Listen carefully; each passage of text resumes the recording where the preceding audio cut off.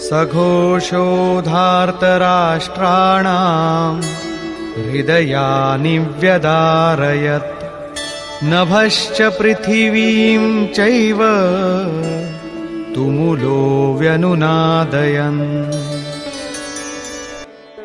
শঙ্খ নিনাদের সেই প্রচণ্ড শব্দ আকাশ ও পৃথিবী প্রতিধ্বনিত করে ধৃতরাষ্ট্রের পুত্রদের হৃদয় বিদারিত করতে লাগল।